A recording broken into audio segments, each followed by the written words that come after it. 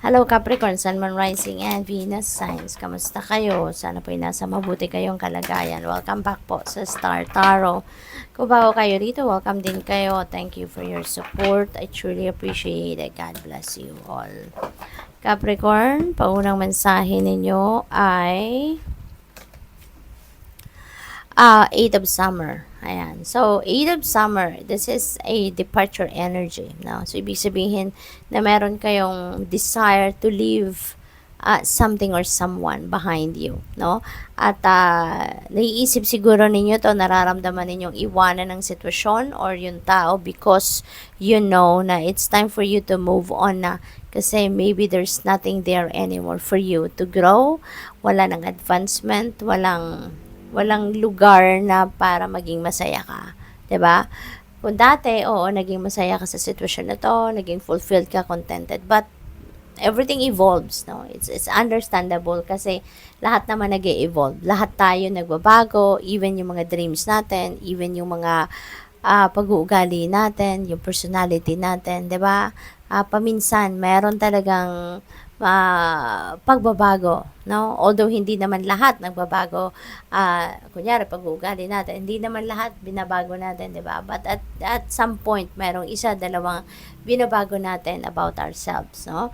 So, lahat, kahit lugar, nagbabago ang mukha, 'di ba? Nagbabago ang lahat. Kaya maaring sa ngayon din, nagbabago din yung gusto ninyo. Nag-i-evolve din kung ano ang gusto ninyo mangyari sa buhay ninyo sa ngayon. Kaya, there's nothing here anymore, no? Sa current situation ninyo, sa relationship, or sa trabaho, 'di ba? Or kung ano man ang nagaganap sa buhay ninyo. This is not what you want anymore, no? Kaya, gusto ninyong iwanan ang sitwasyon na to because you want to move on na and you want to start something new. 'Di ba?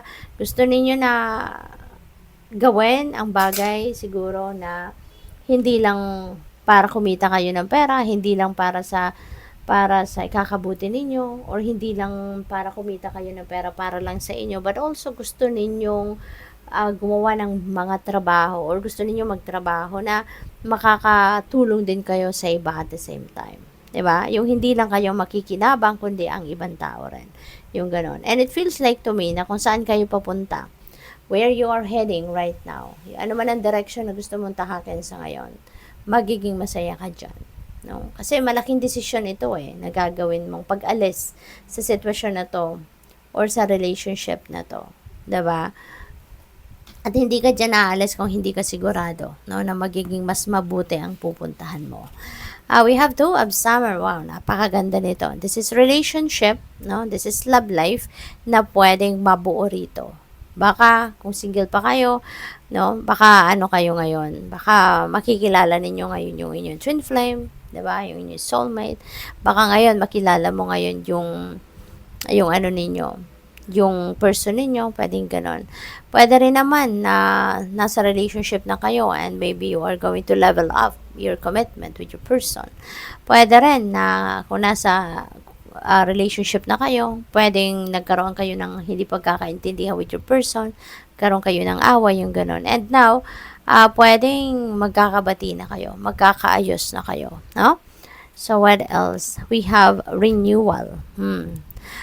Malalim ngayon ang iniisip ninyo, malalim yung diskarte, maybe you are focused ngayon on finding yourself, no? Parang siguro gusto kong hanapin ang sarili ko.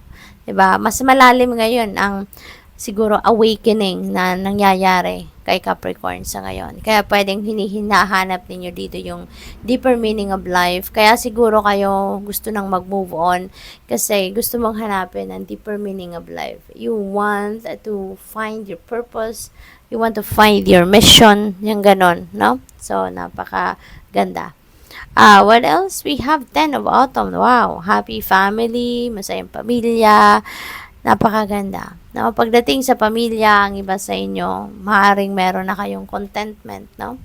Doon sa may mga pamilya na, probably sa ngayon, ano na kayo, you are happy kasi kung ano yung needs ninyo siguro na po-provide mo na yan sa pamilya mo or ini-enjoy nyo na yan. Kung ano yung wants ninyo, kung ano yung gusto ninyo, maybe you are already enjoying it. So, pwedeng gano'n ang ganap dito for some of you, no? So, meron na kayong pera, 'di ba? Nakapag-ipon na kayo, maybe meron na kayong financial stability sa ngayon, 'di ba? Pwedeng meron na kayong financial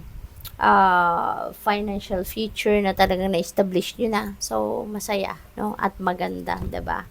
So, what else? We have Ace of Autumn. Holy moly! Napakaswerte ninyo pagdating sa pera ngayon, Capricorn. Ace of Autumn energy is, you can expect windfall of money rito. You can expect inflow of abundance, no? Of money sa buhay ninyo. So, merong paparating na pera. It could come from various sources, no? Pwedeng sa trabaho, pwedeng bonus, pwedeng may magraregalo, pwedeng manalo kayo sa lottery or any game of chance, no? Pwedeng inheritance. It could come from various sources, but definitely, kung saan man magagaling ang pera, ang perang ito is going to change the financial landscape, no, ng buhay ninyo. Kaya napakaganda. Pwede rin na meron ditong offer of promotion, na new job, no, bagong business, venture, or investment.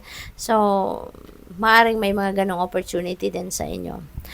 Success, napakaganda. You're going to be very successful talaga sa ngayon. No? This could be tagumpay sa trabaho, career, negosyo, 'di ba?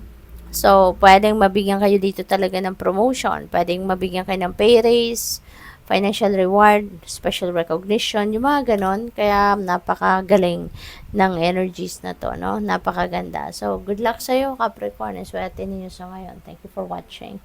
Love and light. Namaste.